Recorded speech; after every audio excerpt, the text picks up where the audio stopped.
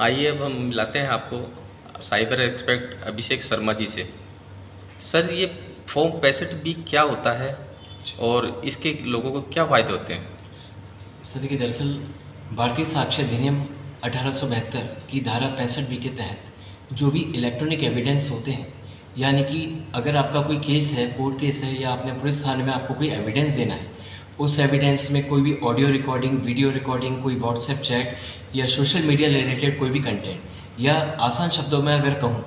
कोई भी एविडेंस जो इलेक्ट्रॉनिक माध्यम से जनरेट करा गया है और आपको कोर्ट में या पुलिस थाने में सबमिट करना है, उसके लिए आपको 65B का सर्टिफिकेट दिया जाता है, जिसके बाद ही आपका एविडेंस जो है वो एडमिसिबल होगा और कोर्ट में वो आपका आगे काम करेगा।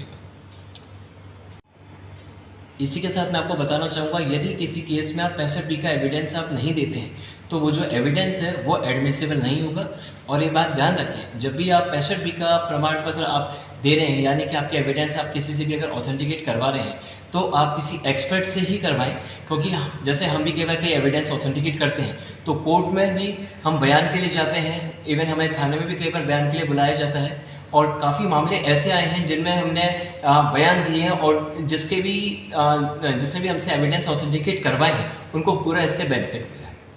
अगर हम उसमें अगर आरोपी की तरफ से हैं और आरोपी ने अगर कोई गुनाह नहीं किया है तो वो बरी भी हुआ है, या अगर हम पीड़ित पक्ष से हैं तो उस केस में आरोपी को सजा भी मिली है। सर, ये आपको अथॉराइट किसने दिया हुआ है? जो मुझे ऑथराइजेशन मिला हुआ है ये भारत सरकार से मिला हुआ है, और जो हमारा एविडेंस जो हम ऑथेंटिकेट करते हैं इसको आप किसी भी आप कोर्ट में लगाते हैं, यानी कि सेशन कोर्ट, हाई कोर्ट या सुप्रीम कोर्ट तक आप लगाते हैं, जो भी हम एविडेंस तैयार करते हैं 65B के साथ में, आप कहीं भी उसको लगाएंगे तो कहीं पर भी एविडेंस आपका खारिज नहीं होगा। अगर कोर्ट को ये लगता है कि हमारे द्वारा तैयार की गई रिपोर्ट में कुछ संशय है, तो अगर कोर्ट कभी भी चाहे तो उसको FSL यानी कि फॉरेंसिक भी भेज सकता है, और अगर जो रिपोर्ट्स हमने बनाई है बिल्कुल सही होती है, जिसमें किसी भी तरह की कोई त्रुटि भी नहीं होती है, और FSL भेजने पर भी उसमें कोई आपको परेशानी नहीं है। सर, हम जब फर्स्ट रिपोर्ट कराने जाते हैं तो पुलिस वाले कहते हैं कि ये ऑडियो वीडियो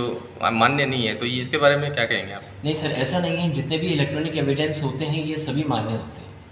दरअसल पहले क्या है कि सन 2015 के पहले जो 65B का एविडेंस है ये कंपलसरी नहीं था सर्टिफिकेट देना, पर 2015 में एक संशोधन हुआ था जिसके बाद में 65B का सर्टिफिकेट देना कंपलसरी कर दिया गया था। धन्यवाद सर। एक और ले सकते हैं।